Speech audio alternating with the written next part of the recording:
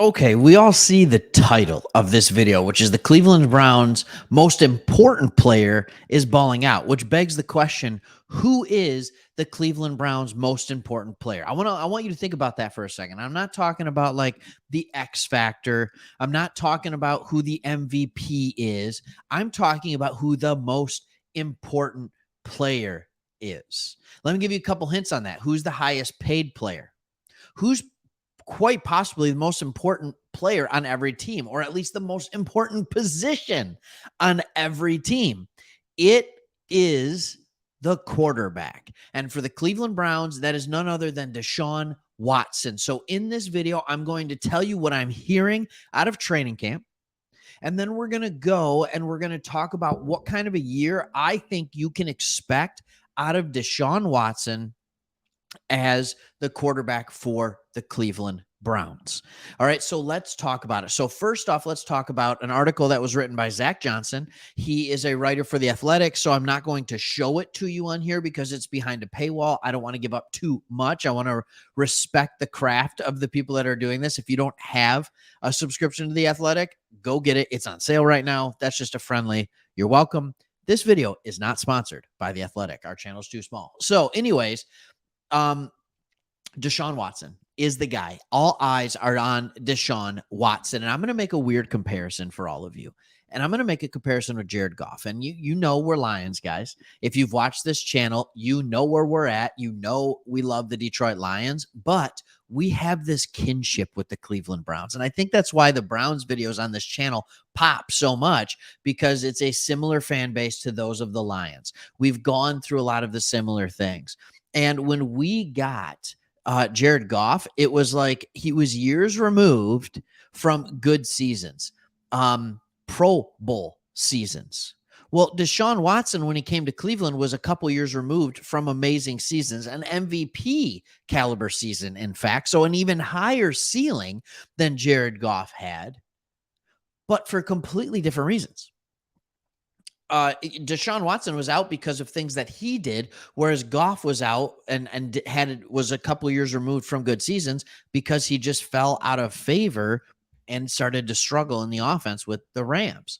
So when we look at Deshaun Watson, when we see what he struggled with last year, by far the worst stretch of his career, a lower PFF rating than his rookie year, in fact. But this year, he has looked good at Greenbrier as they've been practicing there, as they've been doing that. From the videos you see, from the things that you hear, here's what we can do is we can put together these things. So when we hear, and I said this in another video, I'll say it quickly here. When we hear David Bell is balling out when he has the opportunity, when Amari Cooper's out, when we hear that Donovan Peoples-Jones is having a good camp, when we hear that David Njoku's having a good camp, when we hear that he is having great connections with Moore, right? Elijah Moore. All of a sudden you have to start realizing to yourself, okay, if he's having a great connection and all these players are playing well, they can only play well if somebody's getting them the ball. And that is Deshaun Watson. They're also saying that his first look is almost always Njoku when he gets on the run. But the offense has been holding its own, and that's something that is really impressive considering you have Newsome and Ward on the outside, when you have Thornhill and Delpit on the back end, and then you have Myles Garrett, you have Zadarius Smith. Like, this is a defense that is built to win games.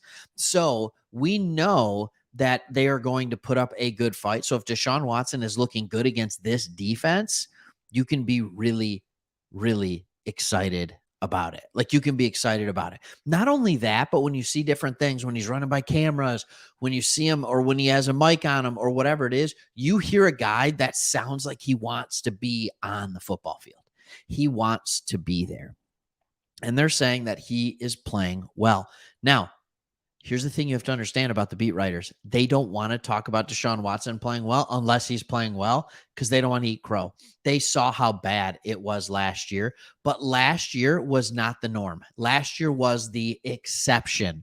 So I'm going to give you the passing grades. I'm going to go from rookie year to last year. And it's only 5 seasons, because remember, he didn't play in 2021 and he didn't play in half of 22. So his rookie year, his passing grade was a 64.1. 2018, 81.1. 2019, 76.5. So those are good. 81, 76, good scores. Good scores. And then in 2020, his MVP caliber season, 91.1. And I'm going to make an argument. Yes, the best receiver was on that 20 team in Houston with the Texans, the best receiver of all. But I'm going to make the argument that the receiving core in general might be better. And then you add the phenomenal run game in Cleveland. Oh, my goodness. But last year, 51.6. This tells me new team coming in late in the season, not starting till week 13. Like, come on. This is going to be a struggle, and this is going to be difficult. Deshaun Watson, even if he just regresses back to where he was in year 2, where he was in year 3, you are still getting a almost, if not a Pro Bowl caliber player. That's what you're looking at. That's what you can be excited about as Cleveland Browns fans. And what you can do and what you can be even more excited about is realizing that this is an offense that is set up to run the football. This is an offense that has a good defense. So while fantasy football managers might want Deshaun Watson to go back to what he did back in 2020, which is throw for 4,800 yards and 33 touchdowns to only 7 interceptions, by the way, that's probably not what he needs to do for this team, because Nick Chubb is going to be running like crazy. That offensive line is unbelievable in the middle. I mean, Conklin and Wills aren't bad either. Don't get me wrong on the outside, but up the middle with Bitonio, Pocic, Teller, like that is a solid middle offensive line. Like they are designed to run the football. And then you have guys like Njoku. There are weapons all over the place. Like when I look at this roster, I don't look at a roster that needs a quarterback to be a Pro Bowler.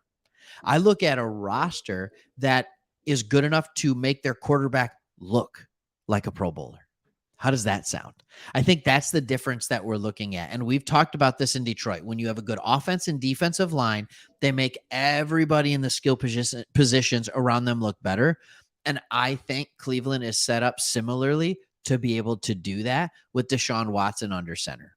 So the question is, will Deshaun Watson, when he starts getting better, will he return to just a good game manager and a player that can play well within an offensive structure?